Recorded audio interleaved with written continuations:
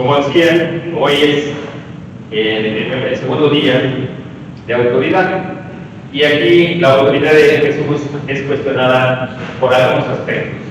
Si nosotros, haciendo un poco de historia y leemos o viéramos a partir del capítulo 11, versículo 1, nos enseña acerca de la entrada triunfal del Señor Jesucristo. Él manda a sus discípulos para que vayan con un pollino y lo traigan con él. Finalmente el Señor va entrando en Jerusalén, es recibido con la palabra Hosana, Hosana, bendito el que viene en el nombre del Señor, etcétera, etcétera. No, imagínense cómo entra el Señor Jesucristo. Es increíble su entrada triunfal. Y posteriormente tenemos un paréntesis ahí donde habla acerca de la higuera. Realmente es interesante cómo la palabra de Dios se escribe, porque lo que el Señor Jesús, cuando entró a Jerusalén, va a un lugar específico. ¿A qué lugar específico va el Señor? Ahí lo dice, el versículo 11. Fíjate lo que dice el versículo 11. Sí. Dice, y entró Jesús en Jerusalén y en el templo, y habiendo mirado alrededor todas las cosas, como ya nos decía, se fue a Betania con los 12. El Señor Jesús ingresó al templo. Era el propósito del Señor Jesús llegar a este punto. Sí. Ahora, como dice el hermano ayer, nos gusta cuestionar la palabra de Dios. ¿Por qué entró el Señor al templo? Y esa es una razón muy importante. Fíjate que para todo judío era muy importante el templo, ya que el templo, tanto en el Antiguo como en el Nuevo Testamento, representaba la presencia del Señor ahí. Fue a ver cómo estaba su casa, para ver el lugar de adoración donde su pueblo debería adorar correctamente a Dios, y donde el pueblo judío consideraba que ahí estaba Dios. ¿Cuántos de ustedes piensan que Dios está aquí? Amén. Okay. ¿Consideran que este cuarto o esta habitación es Dios? No. El hecho de que está Dios es muy diferente, pero piensen la importancia que tenía el templo para un judío, el ver un templo. En el Antiguo Testamento se habló del tabernáculo, se habló de otro templo, dos templos, ¿sí? Y el último fue destruido. Hoy solamente queda un muro, y es un muro de contención, haciendo referencia de que ahí estuvo el templo. Y para el judío es importantísimo. Hace unos días mi esposa me mostró hay un judío que sigue mi esposa, me gusta porque habla acerca de todas las cosas bíblicas. Y este judío le pregunta a la iglesia de los judíos, ¿quién es Jesús? Fíjate, ¿qué pregunta tan interesante de un judío a otro? ¿Quién es Jesús? Y las respuestas son increíbles. El último fue el que me fui para atrás, porque digo que Jesús era un hombre que tenía como poder, que le había apartado una nueva, ¿sí? Que había perdido la razón, y que por eso cuando dije no, déjenme sus aquí, porque la verdad, ¿en qué concepto tienen a Jesús los judíos? ¿En qué concepto tienen los judíos? Y ortodoxos, ¿sí? A veces también son muy radicales. Pero bueno, para ellos es muy importante que el templo esté ya hecho, porque ellos piensan que Dios no está con ellos. Entonces, lo que está pasando, sí, necesitan a Dios verdaderamente. ¿Cuántos de nosotros necesitamos a Dios? Todo el mundo necesita a Dios. El Señor Jesús, ahí como dice el versículo 11, entró Jesús en Jerusalén y en el templo, y habiendo mirado alrededor todas las cosas, fíjense cómo llega el Señor. Ve, no hace nada. ¿Qué hace? Se regresa a Betania otra vez. ¿Qué hace posteriormente al día siguiente? Versículo 15. Y vinieron pues a Jerusalén, y entrando Jesús en el templo, comenzó a echar fuera a los que vendían y compraban en el templo, y volcó las mesas de los cambistas y las sillas de los que vendían palomas. Yo creo que el Señor, una noche antes, vio cómo estaba su templo. no hizo algo en ese momento, sino lo hizo al día siguiente, cuando iban empezando a ver las actividades comerciales en el templo. Ve y se enojan, pero es un gran enojo, y aquí se encuentra toda una profecía que dice, si quieres vamos a Malaquías capítulo 3 versículo 1 al 5. Aquí se presenta una profecía en relación con el Señor Jesucristo. Y toda la Semana Santa hay muchas profecías que se van a ir cumpliendo del Antiguo Testamento con el Señor Jesucristo. Esta es una de ellas. Malaquías capítulo 3 versículo 1 al 5. Fíjate cómo dice la palabra. He aquí yo envío mi mensajero, el cual prepara el camino delante de mí, y vendrá súbitamente a su templo el Señor a quien vosotros buscáis, y el ángel del pacto a quien deseáis vosotros. He aquí viene, ha dicho Jehová de los ejércitos. ¿Y quién podrá soportar el tiempo de su venida? ¿O quién podrá estar el tiempo cuando él se manifieste? Porque él es como el fuego purificador y como jabón de lavadores, y se sentará para afinar y limpiar la plata, porque limpiará a los hijos de Leví, los afinará como oro y como a plata, y traerá a Jehová ofrenda en justicia, y será grata a Jehová la ofrenda de Judá y de Jerusalén, como en los días pasados y como en los años antiguos, y vendré a vosotros para juicio, y seré pronto testigo contra los hechiceros y adúlteros, contra los que juegan mentira y los que defraudan en su salario al jornalero, a la viuda y al huérfano, y los que hacen justicia y al extranjero, no teniendo temor de mí, dice Jehová de los ejércitos. Esa es una profecía que se cumplió en este pueblo. ¿Sí? El Señor lo que hace es enojarse por la situación y cómo su casa, la casa de Dios, que los judíos tenían que respetar, la estaban usando en algo incorrecto. Aquí es donde nosotros vemos una situación. La religiosidad que había en el pueblo judío. ¿Cuántos de ustedes fueron religiosos? O pregunto, bueno, porque ya estamos en Cristo y Cristo nos ha libertado de la religiosidad. Yo ahorita voy a hablar por qué. Sí. Pero considero que los que estamos aquí fuimos religiosos. Fuimos religiosos. Y la religiosidad mata. La religiosidad mata. Bueno, aquí viene lo más importante. Aquí el Señor irrumpe nuestra religiosidad. ¿Sí? Irrumpir es que entra profundamente hasta nuestro corazón y va a cambiar y transforma toda nuestra vida. ¿Sí? Y aquí lo vemos. El pueblo judío no había cambiado, era todavía de duras veces. Ellos tenían un templo donde pensaban que ahí estaba Dios. Y lo que hacían ellos, para ellos estaba correcto.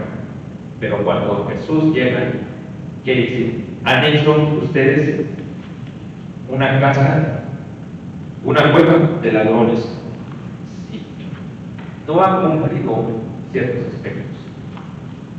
Aquí vemos algo que el Señor hace. El Señor Jesús irrumpe en mi manera de pensar, primeramente, sobre Dios y su palabra.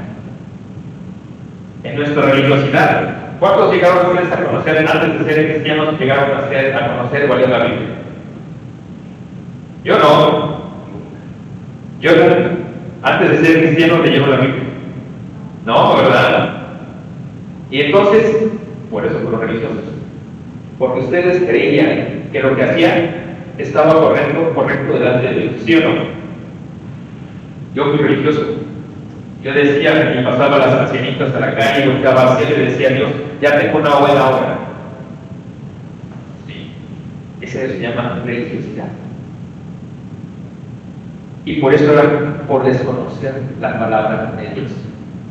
Cuando Jesús entra en nuestras vidas, irrumpe en nuestra religión, cambia nuestro concepto realmente de lo que es religión. Fíjate por qué. Sí. Para el pueblo judío, el templo era muy importante y era el centro más sagrado de la vida religiosa, social y nacional de Israel. simbolizaba para ellos la presencia de Yahweh, de Jehová, ¿sí? Pero de Dios en medio de su pueblo, que era conocida como la casa de Dios. ¿Qué palabra usa el Señor Jesucristo en el versículo 7? Mi casa. Sí. Él tenía la autoridad para decirle, esta es mi casa. ¿Cuántos de nosotros podemos decir, estamos en casa? Aquí. Y un día estaremos en la casa del Señor y con el Señor. Sí. El Señor Jesús tenía la autoridad para decir, esta es mi casa y yo puedo hacer lo que yo quiera. Dice, funcionaba como un lugar central de adoración y sacrificios bíblicos, expiación de pecados y conexión entre Dios y los de israelitas. Esto era el templo. Sí. Mucha gente piensa que hoy el hecho de tener un lugar, 4 paredes, donde se encuentran los utensilios sagrados, por ejemplo, como lo tenemos aquí, algunos piensan que al venir al templo están cumpliendo con Dios, otros al cumplir con los mandamientos, otros piensan que al tocar las puertas van a ser salvos, ¿sí? O están haciendo lo que Dios está comentando en las Escrituras, y podemos mencionar un sinfín de cosas que nosotros pudiésemos poner, diciendo que porque Dios lo manda. Sí. Pero realmente no. Cuando Dios ingresa en nuestras vidas, cambia nuestra manera de pensar en relación con la palabra de Dios. Dice que la verdad nos hará libres. ¿Cuál es esa verdad? La palabra de Dios. Es lo único que nos hace libres a nosotros. Y si se vuelven religiosos, también somos religiosos al vernos externamente, a veces apantallados, pensando que somos muy espirituales, haciendo ricos, haciendo costumbres, nos adherimos a una organización religiosa pensando que el ser miembro ya nos hace espirituales, ¿sí? Etcétera, etcétera. Pero la verdad es que no. Acabamos de ver la palabra que nos va a hacer libre. ¿Qué es la palabra religión? Porque los judíos lucharon mucho con eso. Fíjate, la palabra religión viene del latín, religio, que viene derivado principalmente de religario, que significa atar, reunir o vincular fuertemente. Eso es lo que significa la palabra religión. Nos ata, y a veces no tan solo nos ata, la religión impone. Cristo no impone. Cristo da un amor. Y el amor es lo que nos ayuda a nosotros a construir este espiritual, a no ser religiosos. Hay varios usos en la palabra religión en la Biblia.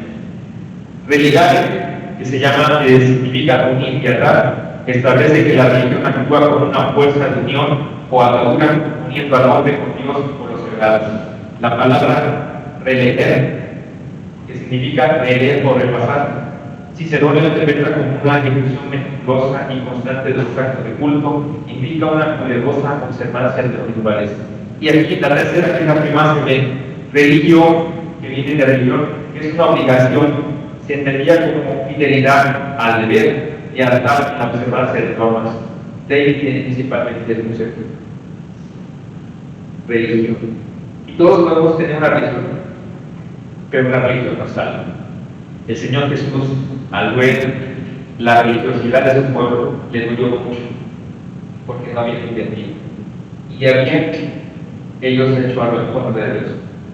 Habían violado la casa de Dios. Y es triste.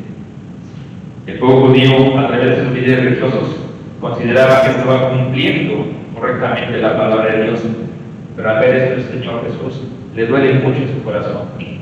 Sí. Y aquí es como dice la palabra, ahí en Oseas 4:6, mi pueblo fue destruido porque le faltó conocimiento. Por cuanto desechaste el conocimiento, yo te echaré del sacerdocio, y por olvidarse la ley de tu Dios, también yo me olvidaré de tus hijos. Esto es lo que había pasado.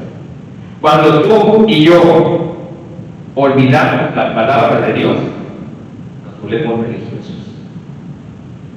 ¿Por qué? Porque si yo me olvido de la palabra de Dios, vuelvo a querer mis pecados. Vuelvo a depender en mi carne.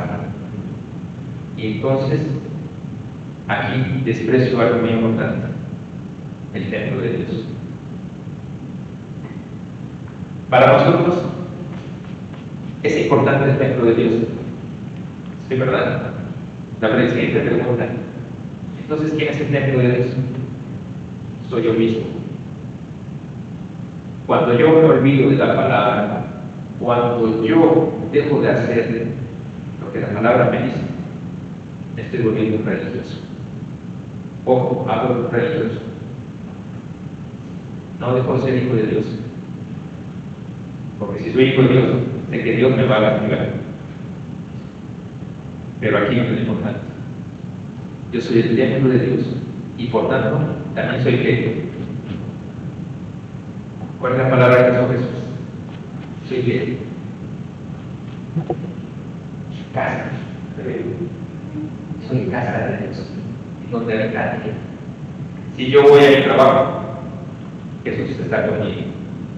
Si yo estoy aquí, Jesús está conmigo. Si estoy en la casa con mi familia, ahí está Jesús. En todos lados está Jesús. En todos lados está Dios. En todos lados está el Espíritu Santo. Pero la religiosidad no puede entender esto. Los sacerdotes, los fariseos, etc., todo el religioso pensaba que tenía que ir al templo para cumplir con Dios. ¿Sí? Y hoy vemos, mucha gente va a la iglesia ¿para qué? ¿Para qué va a la iglesia de la vida? Que también es lo que nos ocupamos. ¿O para qué va al templo?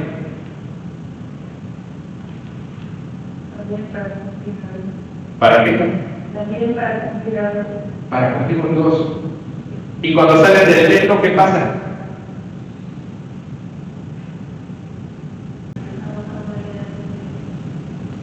Seguimos en el igual. Sí, claro. Seguimos en el igual. Pero cuando somos hijos de Dios, cuando estamos cuidando el templo de Dios, Dios nos va a ir transformando. El que empezó la buena obra, la irá perfeccionando hasta el día de Cristo. Tú y yo somos una obra, somos un templo que todavía no se termina. Estamos en el proceso de edificación y purificación y santificación. Sí. Porque una de las cosas que hay en Jesús en nuestras vidas, a puntos a purificar. Y es lo que hizo el Señor. Purificar, ¿qué significa? Limpiar, quitar lo que no funciona, lo que no sirve, lo que está estorbando. ¿Qué estaba pasando en la vida de los judíos aquí en el pueblo? Ellos hacían esto. Sí. Iban al pueblo, iban a comprar las palomas o el animalito que tenían que sacrificar. Sí. Y ellos pensaban que estaban haciendo el gobierno. Pues. Pero al ver esto del Señor Jesucristo, le damos el gobierno, pasan al pueblo. ¿Cuántos nos dan tristeza que mucha gente no venga a la iglesia? Que tú compartes la palabra de Dios a una persona y estás 1, 2, 3 y 4 y él no entiende. Y te da tristeza porque tú sabes que esta persona se va a ir a un lugar que no quisieras que él se fuera. Yo he conocido judíos que dicen: nací judío y me voy a morir judío. Así como esos muchachos que vimos en posible. Yo prefiero decir: yo soy un hijo de Dios, me voy con el Señor, y ahí voy a estar siempre. ¿Cuántos venimos un trasfondo católico? Donde nada más aprendimos ritos, aprendimos cosas que no eran correctas. Cuando venimos a Cristo, conocimos esto. Pregunto: ¿cuántos sabían que había un plan de salvación? Yo no sabía eso. Sabían otras cosas incorrectas. ¿Sí? Cuando Dios irrumpe en nuestra religión, nos cambia nuestra manera de pensar en relación con la palabra y el Cristo. Dios es una persona real, no es algo que no exista. Dios es real en nuestras vidas. Tú y yo somos la iglesia. Somos el conjunto de personas que nos reunimos para alabar a Dios, aún siendo pecadores. Esto no es religioso. Lo que hoy estamos haciendo no es religioso. Sí. Eso es muy importante que debe estar en nosotros. ¿Por qué? Porque no aparentamos, ¿sí? No somos perfectos, sino que necesitamos de Dios y de su palabra diariamente para purificar nuestros corazones y dar la gloria a Dios. Todos los días necesitamos de la palabra de Dios. Todos los días necesitamos estar en comunión con el Señor para no caer en la religiosidad. Pregunto, ¿leer la palabra todos los días es religiosidad? No. Es tener una relación con Dios. Pregunto, ¿el orar todos los días es religiosidad? No, porque tenemos que hacerlo. ¿Cómo nos comunicamos con Dios? A través de la oración. Y eso es correcto. Sí. Y el hecho de que vengamos a cantar, acabo de cantar ahorita, ¿eso es religiosidad? Es la manera en cómo nosotros alabamos a Dios, es la manera en cómo nosotros entregamos nuestro corazón a un Dios poderoso y santo. Dice la Biblia, viva en 1 Corintios 6:19. ¿No saben que el cuerpo es el templo del Espíritu Santo que Dios les dio y que el Espíritu habita en ustedes? Ustedes no son sus propios dueños. ¿Quién es el dueño? Es Jesús. Es Dios. Y Él tiene autoridad sobre mí. Sobre mí. Cristo ahora nos enseña que la vida de nosotros fuimos comprados por precio a través del sacrificio de Jesús, como dice 1 Corintios 7:23. Fuimos librados de la esclavitud del pecado y comprados por Dios a un precio muy alto. Y ese precio es la sangre de nuestro Señor, de Cristo. Por tanto, todos los creyentes pertenecemos a Dios y no debemos someternos a la servidumbre ideológica, legalista o al dominio de los hombres. Cuando tú te sujetas a estas situaciones, entonces te vuelves religioso. Otro punto que vemos aquí, cuando el Señor dijo que nuestra religión también nos muestra cómo debemos adorar a Él. ¿Cómo adoraban la gente aquí al Señor? Ellos tenían que ir al templo, tenían que mostrar su ofrenda, la compraban, la intercambiaban, ¿sí? Y ellos pensaban que era el pago. Dice ahí en Isaías 56:7 y en Jeremías 7:11, son dos profecías que también se cumplen. Quiero que vayamos a ellos, por favor. Vamos a Isaías 56:7.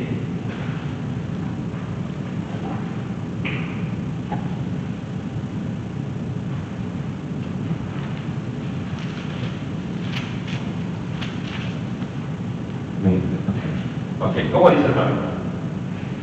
Yo los llevaré a mi santo monte y los recrearé en mi casa de oración. Sus holocaustos y sus sacrificios serán aceptos sobre mi altar, porque mi casa será llamada casa de oración para todos los pueblos. Así es. Y Jeremías 6:11 dice: es prueba de ladrones delante de nuestros ojos esta casa sobre la cual es invocado mi nombre. He aquí que también yo lo veo, dice Jehová. El Señor cumple estas dos profecías. Y ocupan ahí en Marcos, capítulo 11, esas mismas palabras. Versículo 17. Y les enseñaba diciendo: no está escrito, o sea, diciéndole a los fariseos y a todas las personas que estaban ahí: ustedes desconocen la palabra de Dios. Dicen, acuérdense de lo que dice Isaías y Jeremías: mi casa será llamada casa de oración para todas las naciones. Y aquí dicen, en Isaías dicen todos los pueblos, aquí dicen para todas las naciones. Es decir, que no tan solo había judíos que adoraban a Dios, también existían gentiles como nosotros. Sí. Era un momento en que las naciones se reunían para adorar a Dios. Se estaba cumpliendo esta profecía. Mas nosotros la habéis hecho cueva de ladrones. ¿Por qué? Porque el Señor Jesucristo llegó a todo esto. Fíjense, es muy interesante porque usa la palabra de Dios bien. Llegaba al extremo de la religiosidad de los fariseos y de los maestros que consideraban las monedas tanto griegas, porque en aquel entonces eran tres tipos de monedas. Había moneda griega, había monedas romanas y las judías. ¿Qué hacían los judíos? Las monedas tanto griegas y romanos tenían una imagen y ellos no podían meter una moneda en el la imagen. Y entonces iban con los cambistas y les cambiaban la moneda para poder comprar los alimentos. Eso se llama religiosidad. ¿Sí? Porque ellos pensaban que las monedas tenían algo espiritual y que no eran impuras, no podían meterse ahí, porque era la casa de Dios. Y a veces nosotros, hace mucho tiempo nosotros somos religiosos de esa manera, pero también a veces como cristianos llegamos a ser religiosos. Y tenemos que tener cuidado en eso. Mucho cuidado. Hermano, no debe tomar café. ¿Por qué? Es pecado. Así. Mejor tomarlo con leche. Porque lo pone blanquito y ya se lo pone puro. A veces llegamos a un extremo y perdón, y sin mal tocado. Hay hermanos cristianos que dicen no. Hay hermanos que han tomado decisiones personales. Hay hermanos que dicen que yo no tomo ni sidra y tengo que respetarlo. Por la coca. O la coca. Que Dios perdone a las hermanas que tomen Coca-Cola. Exactamente. Y es cierto, pero no ha tocado que luego dicen, hermanos, no toman Coca-Cola, ¿verdad? Les digo, mire, no la tomo porque, bueno, si me da bien, pero si no, no tengo problema, la verdad, pero no me gusta mucho. Pero en eso a veces ponemos necesidad. ¿Qué dice la Biblia? ¿Acaso dice que no debemos tomar café? ¿Acaso dice que no debemos tomar Coca-Cola? Ahora tengo que borrar el alcohol. Es imposible. No lo dice.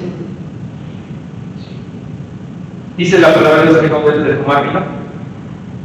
No, dice que enseña a borracharse. Esa dice el término. Pero Dios no podemos tomar. Y hay personas que hermanos que queremos respetar. Por eso no somos religiosos. Se dan cuenta que la religiosidad es tan fácil de poder movernos contando a otro. Así eran ellos. Pero el Señor exageraba en todo eso. Sí. Veían lo más mínimo y lo consideraban lo más alto. ¿Qué resultaba? El Señor Jesús, algunos historiadores mencionan que el Señor Jesús estaba posiblemente en el árbol, posiblemente estaba en el patio con los gentiles. Y dice el versículo 16, y no consentía que nadie atravesase el templo llevando un utensilio alguno. El Señor Jesucristo había visto que el patio se había convertido en un mercado enorme y que había perdido la principal función, el árbol. ¿Para qué servía el árbol? Para orar. Y estaba lleno de puras mesas donde se encontraban tanto los cambistas como los animales que se iban a sacrificar. ¿Qué hizo el Señor Cristo? No, este lugar es sagrado. En este lugar nadie debe de hacer eso. Yo me imagino la autoridad y el poder con el que el Señor Jesucristo les puso el alma.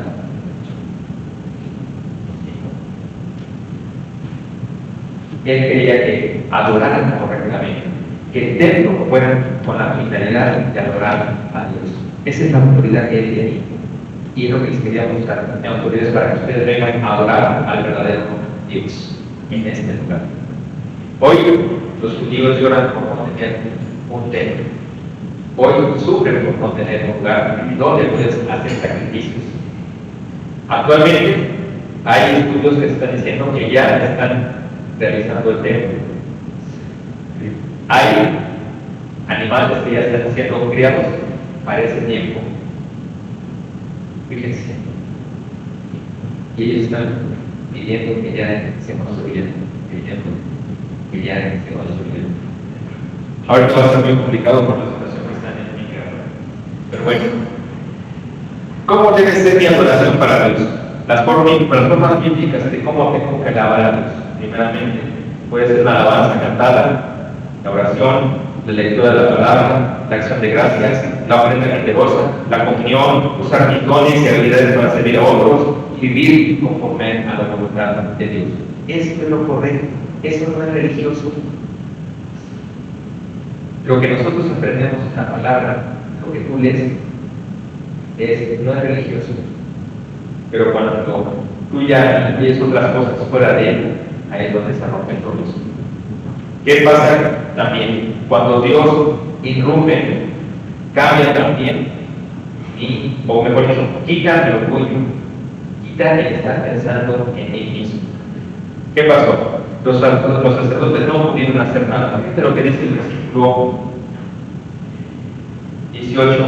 Y lo oyeron los escribas y los principales sacerdotes y buscaban cómo matarle, porque tenían miedo por cuanto todo el pueblo estaba admirado de su doctrina. ¿Cómo hablaba el Señor Jesucristo? Con una autoridad que los mismos escribas, yo creo que se tornaban los dientes porque querían matarlo, sí, y deseaban matarlo. Y así lo dice Dios. Sí. ¿En quién estaban pensando? En ellos mismos. Su orgullo es lo que provocó esta situación. El hecho de no perder las ganancias, el hecho de quedar mal como un líder espiritual. Aquí tenemos a un pastor, ¿verdad? Ok. No es fácil ser pastor. No es fácil ser pastor. Y lo digo por lo siguiente.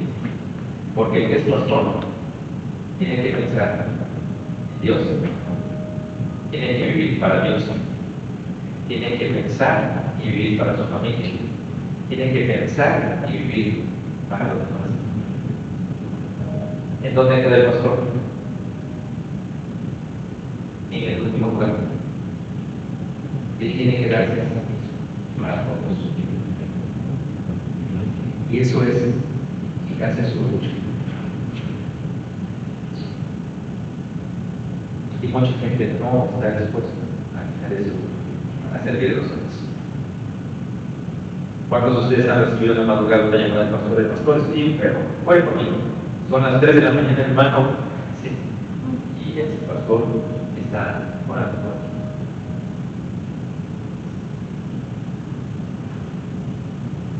Eso está religioso. Ser un líder no es fácil. Implica mucha responsabilidad y desborrarse de uno mismo. El líder Jesús se despojó a sí mismo y se hizo siervo y se trata de un paso de siervo para los demás. Tiene que servir a los demás.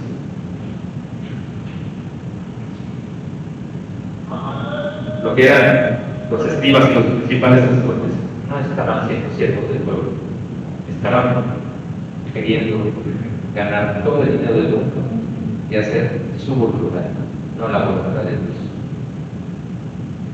Y cuando tú haces su voluntad, te vuelve religioso, porque entonces te estás dejando de amar a Dios principalmente. Y en tu corazón hay idolatría. Y no tienes a Dios en él. Y lo que pasaba con los sacerdotes. Ellos decían tener a Dios, pero no lo tenían en su corazón. Entonces, algo que nosotros como cristianos luchamos es con nuestro propio orgullo. ¿Cierto? No me digan que no luchan con su orgullo. Quien me diga que no, ya pegó. Quien me diga que sí, también ya pegó. Sí. Todos luchamos con nuestro orgullo. Y es lo que tenemos que poder poner en manos de Dios, porque el orgullo también nos lleva a la religiosidad. Y último punto, cuando el Señor irrumpe, nos entra en nuestras vidas para limpiarnos, nos muestra la autoridad que tiene sobre nosotros. Fíjate lo que dice el último versículo. El Señor Jesucristo hizo lo siguiente, pero al llegar a la noche, Jesús salió de la ciudad. Él al estar en esta condición dice que salió de noche. ¿Cuánto tiempo duró el Señor Jesucristo haciendo la purificación por la limpieza de su templo? ¿Cuánto creen? Todo el día. Todo el día está diciendo al pueblo judío y sacarlos y quitarlos y limpiar esa casa. Se tardó un día.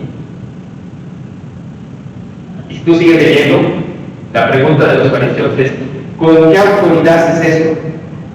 Porque tú eres un hijo de un carpintero. Yo no te reconozco como el Dios. ¿Sí? ¿Qué palabras puedes decirle al Hijo de Dios? Pero ellos no reconocían la autoridad que Jesús tenía como tal, como Dios. Ellos no lo reconocían como Dios. Cuando tú y yo aceptamos a Cristo en nuestro corazón como nuestro Señor y Salvador, te quiero decir algo. Aceptaste la autoridad de Él en tu Hijo. Eres tu Rey. Y cuando Él salió, pudo tomar ese templo para Él. Posteriormente vemos que Él dice, bueno, yo voy a destruir ese templo, que los 3 días resucitaré, hablando acerca de Él. Él tenía la autoridad de tomar su vida y darla. Y es lo que hizo el Señor Jesucristo por nosotros. ¿Qué significa? Cuando el Señor Jesucristo toma la autoridad sobre nosotros. Primeramente, muestra una adoración genuina. Evita que el beneficio personal o el materialismo ocupen el centro de nuestra adoración. Otra, darle reverencia al Señor Jesús. Reconocer que la casa de Dios, hoy somos los privilegios, que somos el Espíritu Santo y debemos mantener pura nuestra justicia delante de Él. En resumen, Jesús protesta enérgicamente contra la religión superficial que explota a la gente, obstaculiza la verdadera comunión con Dios. Dios nos pide a nosotros también una vida que no sea religiosa, que seamos libres de vivir con Él. Sí. Que el hecho de que tú hagas todo sea para la gloria de Él y que Él ocupe el lugar de Él. Me llamó la atención por qué el Señor pone entre la purificación del templo y la entrada una parábola que es la maldición de la higuera. Algo que el pueblo judío desconocía en relación con esta parábola es que el Señor Jesucristo, el Señor de Dios, en el Antiguo Testamento usó mucho la higuera para decir que era Israel y que un día Israel va a ser enjuiciado por Dios. Todavía no llega ese día, pero Dios le está dando la oportunidad a Israel, a los judíos, de arrepentirse y creer realmente en Jesucristo, en el Dios verdadero. La higuera representa a Israel. ¿Qué pasó con la higuera? Yo le digo, me explicara, porque no encontró fruto. Y eso es lo que he encontrado en el pueblo de hoy, en Israel. Israel no tiene fruto. Una exhortación para nosotros. Vivamos una vida que dé fruto para la gloria de Dios. Porque si no, no queremos ser como esa higuera infértil. El Señor nos ayude en nuestras vidas a cada uno de nosotros para no caer en eso. Padre, te damos gracias por tu palabra. Gracias, Señor, porque a través de ella podemos ver, Señor, que una vez nosotros fuimos religiosos, pero hoy tú nos has liberado. Hoy queremos, Señor, que esta casa, que somos nosotros, que nuestro cuerpo, pueda alabar al Señor. Que tu palabra sea sembrada en nuestros corazones y de fruto, como tú quieres, Señor. Primeramente, dado de ti la gloria y por segunda, hacer tu voluntad. Gracias, Señor, por purificar nuestros corazones todos los días, porque grandes son tus misericordias y aún cuando somos pecadores, tú sigues ayudándonos, Señor, en nuestra vida. Gracias, Señor, porque un día estaremos delante de ti. Lo creemos de esta manera. Ese día no tendremos pecado y será el día más glorioso para nosotros. Gracias, Señor, porque en esta semana nos permite celebrar tu muerte, pero lo más importante, celebrar la resurrección, Señor, porque tú venciste la muerte. Y ese es el mayor regalo que pudimos tener. Hoy tenemos vida eterna a través de ti. Bendito seas y alabamos tu nombre en Cristo Jesús. Amén.